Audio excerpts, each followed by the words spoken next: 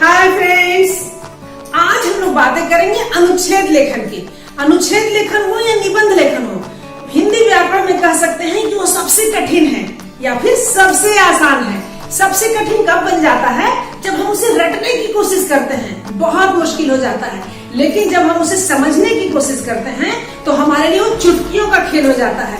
किसी भी विषय पर निबंध लिखना हो या अनुच्छेद लिखना हो, थोड़ी बहुत जानकारी तो होती ही है, हमें उसे इस तरह से सजा कर लिख देना होता है कि लगभग हम पूरे मार्क्स पा जाते हैं। और यदि उस विषय के बारे में थोड़ी अधिक जानकारी हो तो 1 नंबर भी कोई नहीं काट सकता है। तो फ्रेंड्स, इस वीडियो के बाद मुझे उम्मीद है कि अनुच्छेद लेखन में आप पूरे अंक प्राप्त कर पाएंगे। यदि थोड़ी बहुत जानकारी है तब तो लिख ही लेंगे, और यदि पूरी जानकारी है, उस विषय के बारे में पूरी जानकारी है, तो इस तरह से सजा के लिख लेंगे कि 1 नंबर भी आपके नहीं कटेंगे। पांचों के पांचों मुट्ठी में। आइए हम लोग देखते हैं अनुच्छेद लेखन है क्या।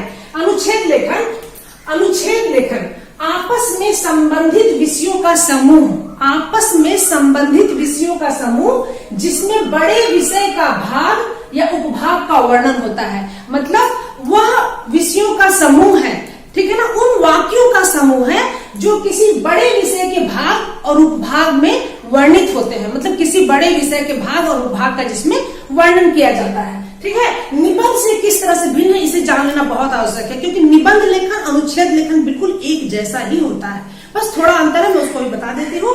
जैसे विचारों और भावों को विस्तार से प्रकट करना, यदि हमारे भाव और विचार जहाँ विस्तार से प्रकट होते हैं उसे हम निबंध कहते हैं। इसीलिए निबंध जो है ना 300 शब्द में, 500 शब्द में, 200 से ऊपर शब्दों में लिखा जाता है, 250 शब्द में लिखा जाता है। उसी जगह पे यदि हम अपने विचारों और भावों को संक्षेप में, ठीक है ना, संक्षेप में यदि हम प्रकट करते हैं उसे हम कहते हैं अनुच्छेद लेखन। विचारों और भावों को संक्षेप में प्रकट करना जो है अनुच्छेद लेखन कहलाता है। यह जो है 80 से लेकर 100 शब्दों के बीच में इसे लिखते हैं। आइए अब बातें करते हैं अनुच्छेद लेखन में किन तत्वों का समावेश होना चाहिए। तो अनुच्छेद लेखन 80 से 100 शब्दों में, मतलब अनुच्छेद लेखन जो है 80 से 100 शब्द होने चाहिए, 10-20 शब्द आगे पीछे हो सकते हैं, ठीक है। फिर संकेत बिंदु के साथ, यदि अनुच्छेद लेखन में संकेत बिंदु दिया हुआ है तब तो कोई बात नहीं, उसमें जो संकेत बिंदु दिया है उसी के आधार पर हमें लिखना चाहिए। लेकिन यदि संकेत बिंदु नहीं दिए गए हैं तो हमें अपने से कुछ बिंदु उसमें बना लेने हैं, फिर उसके आधार पर लिखना है, यदि पूरे मार्क्स पाने हैं तो। मान लीजिए जैसे युवाओं के लिए मतदान का अधिकार, इसके ऊपर अनुच्छेद लेखन के लिए आया है, तो इसके लिए हम संकेत बिंदु क्या लिख सकते हैं?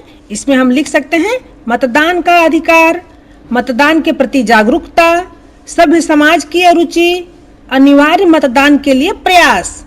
उसी प्रकार से मान लीजिए वर्षा ऋतु के ऊपर अनुच्छेद लेखन लिखना है, तो इसके लिए संकेत बिंदु क्या बना सकते हैं? अवधि, प्रभाव, लाभ हानि, या मान लीजिए कमर तोड़ महंगाई के ऊपर लिखना है, तो इसके लिए संकेत बिंदु क्या कर सकते हैं? महंगाई के कारण, मांग और आपूर्ति में अंतर, सरकारी नीति, बढ़ती महंगाई के दुष्परिणाम, या फिर मान लीजिए लिखना है हमारे बुजुर्ग हमारी धरोहर, इसके ऊपर अनुच्छेद लेखन लिखना है, तो इसमें क्या लिख सकते हैं?